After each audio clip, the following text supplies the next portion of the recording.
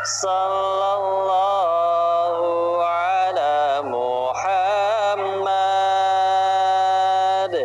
Sallallahu alaihi wasallam. Sekali lagi. Sallallahu ala Muhammad. Sallallahu alaihi wasallam. Sallallahu ala Muhammad. Sallallahu alaihi wasallam. Kita beristighfar ke Allah ya. Astaghfirullah Rabbal baraya. Astaghfirullah minal khotoya. Astaghfirullah Rabbal baraya. Astaghfirullah minal khotoya. Rabbi zidni ilman nafi'an wafiqli amalan maqbula wahabli rizqan wasi'an wa tub alayya taubatan nasuha wa tub alayya taubatan nasuha. Barakallah, insyaallah. Alhamdulillah. Tidak ada yang kebetulan ya. Panas Ibu? Panas. Wallahi setiap tetes keringat yang jatuh tidak akan Allah sia-siakan. Akan semakin meninggikan derajat, menggugurkan segala kesalahan. Bisa jadi pulang dari sini dalam keadaan sudah tidak bawa dosa sama sekali. Amin ya rabbal alamin. Ayo kita balik lagi tadi ya. Kita ambil beberapa contoh tentang bagaimana orang yang solih asli mendapat nikmat atau mendapat apapun dalam hidupnya. Yang dilakukan tadi cuma dua. Kalau nggak syukur, tobat. Mari kita kepada manusia yang paling banyak menerima nikmat dunia, Nabi Sulaiman alaihi salam. Karena doanya dikabul oleh Allah. Tidak ada yang punya kekuasaan atau kerajaan lebih besar daripada dirinya. Ya, pasukannya nggak cuma manusia, kerajaannya luas. Dapat istri pun seorang ratu dari negeri besar namanya negeri Saba. Singgasana istrinya aja sebesar lapangan bola terbuat dari berlian, permata, jamrud. Anak buahnya rebutan di Quran surat 27 An-Naml. Jin dari Ifrit, golongan Ifrit dari golongan jin berkata bisa memindahkannya sebelum engkau berdiri. Dan salah satu bawahannya yang dari golongan manusia yang mendapat ilmu dari kitab bisa memindahkan singgasana tersebut bahkan sebelum ia membuka matanya. Sebelum Nabi Sulaiman membuka matanya. Nikmat dunianya terlalu banyak. Ya. Dengan nikmat sebanyak itu, lalu doa yang dipanjatkan oleh beliau Nabi Sulaiman alaihissalam, Quran surat yang sama 27 An-Naml ayat 19.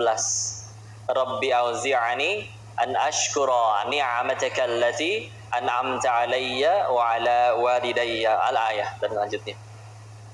Wahai Tuhanku, ilhamkan aku, rezekikan aku untuk bisa bersyukur kepadamu. Dan kita mikir ya, beberapa kali kalau di kota besar ngelihat ada orang baru gajian bukan yang ngucap hamdalah, malah berkata, kenapa gaji saya cuma segini? Ya, kenapa dipotong? Padahal dipotong gara-gara telat sendiri. Ya. Sedangkan ada orang-orang seperti Nabi Sulaiman alaihissalam dapat nikmat saking rasa nunduk menghambanya kepada Allah, pengen bersyukur aja minta tolong dulu kepada Allah. Ya Allah, bantu saya untuk bisa jadi hambamu yang bersyukur. Makanya kalau nikmatnya ditambah-tambah terus gak heran. Karena memang cara paling baik untuk melanggengkan nikmat adalah dengan disyukuri. La in syakartum lazidanakum, surat Ibrahim ayat ke-7. Ya. Dan apa bukti orang itu benar-benar bersyukur? Menggunakan nikmatnya jadi jalan tambah dekat kepada Allah. Karena ada orang ngucap hamdalah, mengucap apa? Alhamdulillah, tapi uangnya naik gajinya dipakai maksiat, berarti bohong syukurnya. Ya. Karena bukti paling kuat orang itu benar-benar bersyukur, dia menggunakan nikmat dari Allahnya itu untuk jalan tambah dekat kepada sang pemberi nikmatnya. Sederhana itu. Ya. Selanjutnya, selain bersyukur, bertobat. Yang juga membuat kita kagum dan banyak kisahnya di Al-Quran. Contoh ya, kisahnya Nabi Adam alaihissalam. Diusir dari surga, wallahi hanya gara-gara satu dosa. Kita yang cita-citanya ke surga, apa dosanya cuma satu? Masya Allah ya. Tapi kadang manusia mah pede dulu aja, kan udah ngaji, ya, kan udah sholat. Tapi semoga Allah ridho dengan itu semua.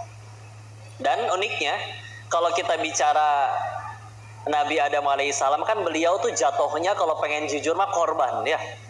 Dan aslinya beliau itu nggak mau, tapi akhirnya tergelincir. Ibarat ginilah, kita udah di kelas nih, udah masuk di kelas siap belajar, datang teman, bro bolos yuk, kabur, ikut kabur. Setelah kabur, yang ditangkap kita, yang ngajakin nggak ditangkap. Di hadapan Pak Guru BP kita ngomong apa? Pak, saya kan diajak sama dia. Dialah yang dihukum, masa saya aja? Gitu ya. Nabi Adam kalau pikirannya bukan Nabi Adam ya, mungkin kalau misalkan itu kita yang berada di kondisi itu, ya Allah, kan Engkau tahu bukan saya yang pertama pengen. Engkau tahu aku harusnya tidak mau. Iblis yang ngajak-ngajakin. Ya. Tapi apakah beliau berkata seperti itu? Enggak, ya. Yang diucap cuma satu. Diabadikan di Quran surat ke-7 Al-A'raf ayat 23-nya. Rabbana zalamna anfusana wa illam taghfir lana wa tarhamna lanakunanna minal khasirin. Ya Allah, wahai Tuhan kami, Rabbana zalamna anfusana, kami yang menzolimi diri kami sendiri. Udah, ngaku jujur. Udah, ya Allah, saya yang zolim. Udah, cukup. Mau ngapain? Nyalahin pihak lain. Karena salah satu sifat yang mesti kita buang, bahkan gak usah di urusan keagamaan nih. Ada orang-orang yang punya sifat, ada masalah di kantornya, yang paling pertama dia lakuin adalah nyari siapa yang salah. Siapa sih ini yang salah? Begitu dapat kambing hitamnya, cuman ikut bikin heboh doang. Tuh kan udah gue bilang juga. Tambah taat enggak, tambah banyak sujudnya enggak, tambah dekat ke Allah enggak. Yang penting bukan saya. Udah weh. Wah, ini mesti dibuang benar-benar ya. Karena lihat orang-orang saleh terdahulu yang dilakuin pertama ngelakuin itu dulu. Kalau nggak syukur, tobat. Syukur nambahin nikmat, tobat menjauhkan dari musibah. Sederhana, ya. Saya diceritakan guru tentang seorang salihah ya, keluar dari Masjidil Haram, mau pergi pulang ke penginapan. Keluar Masjidil Haram dengan tanah begitu lapang, luas, manusia banyak, langit begitu cerah, terbuka, biru. Izin lagi sambil ngelihat ke atas langit, menikmati luasnya buminya Allah, tahu-tahu ada sesuatu yang hangat jatuh kepada dahinya. Ceprot. Apa itu kira-kira? Maaf ya, kotoran burung. Pret tuh kena situ ya. Maka ia langsung masuk ke dalam, ambil wudhu, sholat tobat, baru keluar lagi. Teman-temannya pada nungguin. Perasaan kita keluarnya bareng. Kenapa kok lama lagi ke dalam lagi? Cerita. Iya, tadi saya kena burung. Jadi ke dalam, wudhu, sholat tobat dulu. Ditanya, kenapa habis kena kotoran burung sholat tobat? Dijawab, Bu, tolong perhatikan ya. Tanah segini lapang, manusia segini banyak, jidat saya segede gini, pantat burung sekecil itu. Itu matematikanya dari mana bisa tepat ke sini? Apalagi kalau ngobrolnya sama ahli fisika, Pak. Sudut kemiringan burung, ya. Kecepatan udara, kelembaban udara, dan apa yang paling sulit? Tingkat kemulesan si burung. Bisa-bisanya mules pas ngelihat muka si ibu. Ya. Sekarang mau ngapain? Nyalahin burungnya. Dasar burung kurang ajar, nggak ngerti.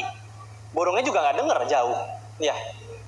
Maka daripada sibuk melakukan apapun, ketika hati udah bismillah, mudah-mudahan dipenuhi oleh hanya Allah saja. Ya Allah, ini yang terjadi gak mungkin kebetulan. Yang mesti dipikirin gimana caranya gara-gara ini tambah dekat sama Allah. Nah, udah itu terus. Ya. Karena justru itulah orang-orang yang paling beruntung. Dari setiap kejadian tambah takwa, dari setiap kejadian tambah dekat. Daripada dirinya selalu lolos dari hukuman, dari cacian, dari hinaan, tapi tidak pernah tambah dekat kepada Allah, rugi ya. Ya, dan itu terus ya. Maka ketika bicara tentang nikahnya tobat, bahkan dulu guru kami menyebutkan ini adalah salah satu obat dari segala masalah.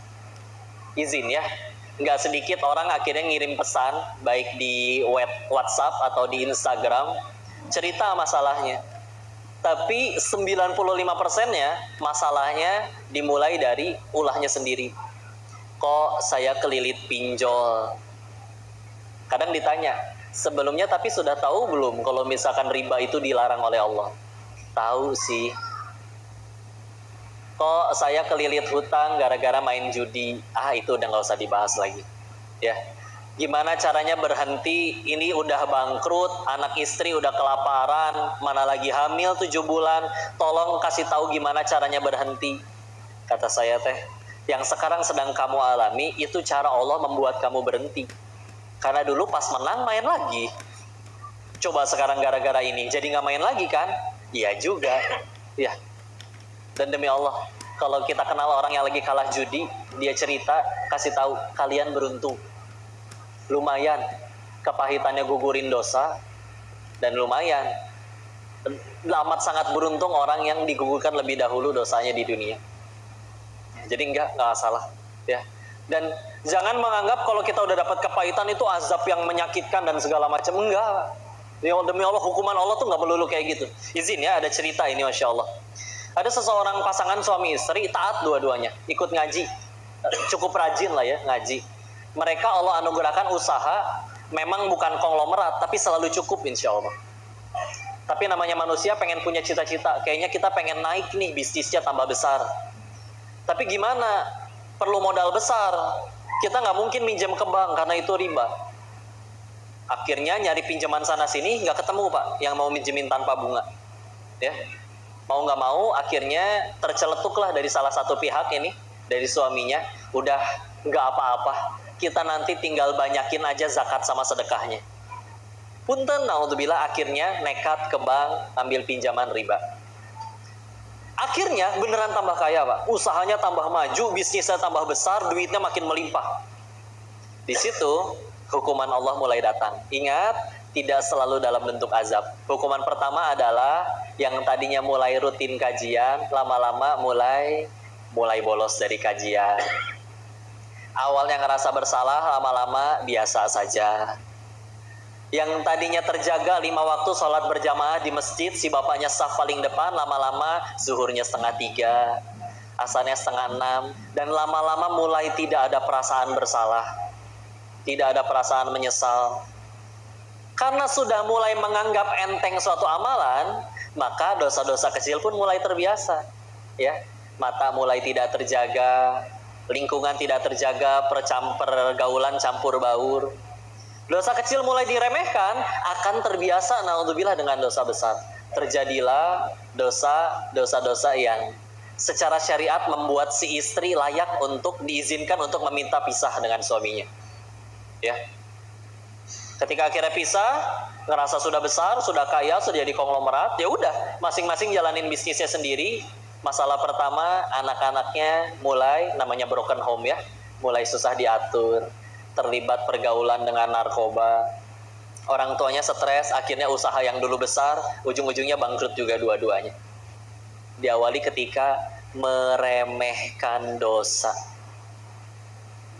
Di dalam kitab Al-Hikam karya Syekh Ibnu Athaillah As-Sakandari, di situ beliau menukilkan, bagi orang yang benar-benar ada iman di hatinya kepada Allah, dosa sekecil apapun ibarat seperti gunung yang akan menimpah dirinya.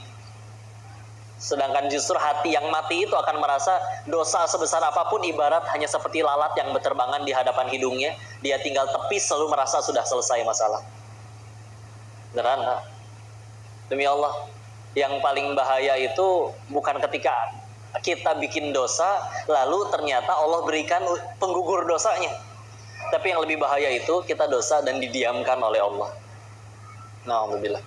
Ya, dan nggak melulu azab Pak, demi Allah Pak. Orang nyuri Pak, terus di penjara, demi Allah pertolongan Pak bagi dirinya Pak. Lumayan gugurin dosa. Ya. Orang ngintip dia bintitan, demi Allah pertolongan itu Pak. 10 koruptor ditangkap 1. Yang 1 ini berkata, kenapa teman saya yang 9 nggak ditangkap? Kenapa saya doang? Tapi demi Allah akan ada hari di mana yang 1 ini bersyukur, alhamdulillah ya Allah saya yang ditangkap. Jadi bisa taubat, jadi kenal Allah. Bandingkan kalau seumur hidup korupsinya berhasil terus sampai meninggal, semua ditanggung di sana. Repot Pak. Tahu kisahnya Abdurrahman bin Auf Pak? Ketika diundang makan oleh salah seorang yang mengundang makan, lagi makan nangis Abdurrahman Pak. Ditanya, wahai Abdurrahman, kenapa engkau menangis? Aku ingat sahabatku Mus'hab bin Umair radhiyallahu anhu. Kenapa engkau menangis mengingat Mus'hab? Mus'hab kebalikannya beliau Pak. Mus'hab itu aslinya sebelum kenal Islam anak bangsawan, tampan, kaya, dengan segala kemewahannya. Semenjak masuk Islam seluruh dunianya dicabut sama Allah. Dipecat dari keluarga, pakaiannya jadi compang-camping, bahasa kasarnya maaf, jatuh miskin. Ya. Maka orang masih bertanya, heran. Kenapa orang seperti Abdurrahman yang paling kaya akhirnya menjadi orang terkaya di Madinah iri dengan sahabat Nabi yang jatuh miskin? Ya. Apalagi Mus'hab bin Umair itu kalau bicara dunianya, meninggalnya beliau itu dapat amanah dari Nabi memegang panji Rasulullah, bendera Aroya, ya, bendera hitam bertuliskan kalimat tauhid. Untuk menjaga bendera itu tidak jatuh ke tangan musuh atau ke tanah, dia genggam dengan tangan kanannya, ditebas tangan kanannya buntung, diambil dengan tangan kirinya, ditebas tangan kirinya putus. Dengan kedua tangan yang sudah terputus berusaha memeluk bendera tersebut agar tidak jatuh ke tanah atau ke tangan musuh. Wafatnya seperti itu. Ketika Nabi menemukan jenazahnya, alangkah bersedihnya, arsy Allah bergetar. Yang tersisa cuma ada sehelai kain berbulu, burdoh, ya, selimut berbulu, yang kalau ditutup kepalanya kakinya kelihatan, ditutup kakinya kepalanya kelihatan. Bahkan matinya kalau bahasa orang mah tidak layak. Ya. Sekali lagi, Abdurrahman iri kepada beliau. Kenapa? Karena ternyata Abdurrahman itu setiap hari berdoa, ya Allah, jangan engkau biarkan seluruh amalanku dibalas dalam bentuk betapa kayanya aku di dunia. Wallahi aku nggak butuh dibalas di sini ya Allah. Aku lebih butuh balasan atas amal ibadahku nanti di alam setelah kematian. Beliau amat sangat takut kalau nanti mati menghadap Allah, lalu Allah berkata, wahai Abdurrahman, seluruh amalanmu sudah dibalas dalam bentuk betapa kayanya dirimu di dunia. Gak mau, hamba lebih butuh nanti di sana. Ya, maka ia kenapa iri kepada Mus'hab? Bayangkan Mus'hab semenjak masuk Islam, dunianya diambil seluruhnya oleh Allah. Terbayang nikmat sebesar apa yang akan diterima oleh Mus'hab nanti di alam setelah kematian? Itu yang membuat beliau iri. Punten Pak, duha pengen kaya boleh ya Pak? Boleh Pak, demi Allah bagus, mintanya masih ke Allah. Tapi kalau misalkan itu terus yang jadi tujuan kita, nggak gitu Pak. Bicara kaya itu para sahabat Nabi kalau pengen jujur, efek samping, bukan tujuan utama. Dan masuk akal dong, mereka dekat sama Nabi, jujur, taat, amanah, takwa, tidak berdusta. Atau orang rebutan pengen usaha sama orang kayak gitu Pak. Bapak punya perusahaan, pengen buka perusahaan Pak, cabang baru. Pilihan kepala cabangnya 2. Yang satu pinter tapi licik, yang satu biasa aja tapi jujur nggak akan ambil sepeser pun. Yang mana yang Bapak pilih Pak? Yang kedua, ya. Jadi bahkan bisa dibilang sahabat Nabi kalau akhirnya ada yang jadi kaya, 2 pilihannya. Antara itu memang pilihan ingin jadi kaya, atau memang ada yang memilih tidak ingin jadi kaya. Yang kedua, efek samping, gitu ya. Karena ada hadis Nabi yang menyebutkan, hadis dari para sahabat Nabi menyebutkan, disebutkan di tahun ke-7 Hijriah setelah perang Khandaq, setelah perang Khaybar, karena Khaybar itu daerah yang kaya, ya. Mereka disebutkan di situ baru kali ini kami merasakan bagaimana rasanya kenyang. Itu secara harafiah, Pak. Ya. Enggak masalah, tenang aja. Kan di kitab yang lain kayak contoh di kitab Al-Hikam karya Syekh Ibnu Taimiyah As-Sakandari tadi disebutkan, beliau menyebutkan di situ salah satu persamaan dari semua wali Allah yang pernah beliau temui, satu di antara itu adalah mereka lebih terbiasa lapar daripada kenyang. Kalau ada yang pernah ngajinya kitabnya Imam Nawawi rahimahullah, Riyadhus Shalihin, di bab-bab menjelang akhir itu ada bab tentang keutamaan lapar, Pak. Keutamaan lapar. Salah satu hadis yang dinukilkan di situ, ada orang lagi sholat pingsan karena saking laparnya, Pak. Apa komentar Nabi ngelihat orang pingsan sholat saking laparnya? Kata Nabi, kalau orang itu tahu nikmat sebesar apa yang akan diterima orang itu, dia niscaya akan ingin lebih lapar daripada laparnya yang itu. Kadang kita apa kalau mau jujur takut lapar? Enggak, Pak. Karena orang-orang yang lebih mulia di sisi Allah, mereka lebih takut tidak diampuni Allah daripada kelaparan. Hutang boleh, tapi bagi mereka tuh pilihan terakhir. Ya. Sehingga yuk kita bertobat, bismillah. Ketika kita akhirnya tadi udah ada masalah, milih pengen nangisin masalah atau nangisin dosa penyebab masalah. Beda, Pak, benar-benar. Ya. Karena dengan segala macam yang tadi kita telah contohkan, mereka menggapai kemuliaannya itu bukan dengan dipuji, dikagumi dan segala macam, dengan kepahitan. Wahai para wanita, coba nih. Tahu 4 wanita paling mulia di surganya Allah? Siapa saja? Yang pertama, Ibunda Khadijah radhiyallahu anha. Yang kedua, putrinya Rasulullah, Fatimahuz Zahra radhiyallahu anha. Ketiga, ibundanya Nabi Isa, Maryam. Yang keempat, istrinya Firaun justru, Asiyah. Yuk kita bahas dari mana mereka mendapat kemuliaannya. Fatimahuz Zahra radhiyallahu anha. Jelas anak-anak dari manusia paling mulia di dunia. Mas kawinnya aja baju besi ya. Wanita cantik dikasih baju besi mau dipakai ngapain? Ya. Di Quran surat 76, surat Al-Insan di ayat 8, 9, 10, wa yut'imuna ta'anu miskina, bahwa mereka mereka punya puasa waktu itu, dan ketika pengen buka puasa 3 hari berturut-turut, makanan untuk berbukanya diminta oleh orang lain. Jadi 3 hari gagal buka puasa. Ya.